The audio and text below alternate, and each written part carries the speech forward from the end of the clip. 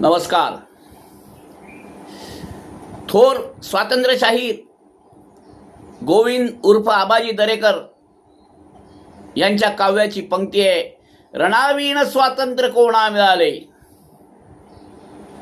स्वातंत्र्यवीर सावरकरांच्या या सहकार्याचे हे बोल खरे करणारा एका तरुणाचा हौतात्म्याचा दिवस. वीर केसरीचंद शर्माजी आपली इंटरची शिक्षण घेत होते आणि 1941 मध्ये ते इंटरचं शिक्षण घेत असताना त्यांच्या मनात एक साहसी विचार आला.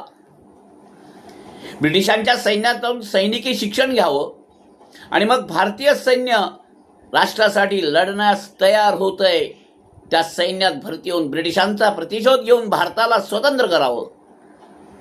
या साहसी विचाराने केसरीचंद शर्माजींनी आपलं इंटरची परीक्षा न देता शिक्षण सोडलं आणि ब्रिटिश रॉयल आर्मीमध्ये सामील झाले. 29 ऑक्टोबर 1941 मध्ये मलायाला म्हणजे आजच्या मलेशियात जपान्यांबरोबर लढण्याकरता ब्रिटिश फौजेत शर्माजींची नेमणूक झाली. त्याच दरम्यान त्यांची आझाद हिंद फौजेच्या अधिकाऱ्यांशी भेट झाली आणि ते नेताजी सुभाषचंद्रांना भेटून आझाद हिंद फौजेत सामील झाले.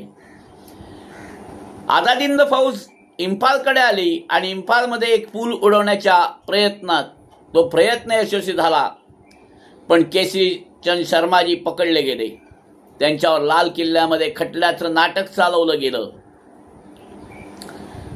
त्यांना फाशीची शिक्षा ठोठावण्यात आली आणि आझाद हिंद फौजेचे हे वीर दिनांक 3 मे 1945 रोजी लाल किल्ल्यामध्ये आपल्या सर्वोच्च प्राणाचं बलिदान देत भारतीय स्वातंत्र्याकरता फासावर झुंजले आणि हौतात्म्य प्राप्त केलं.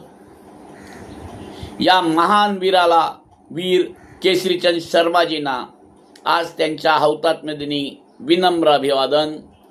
जय हिंद.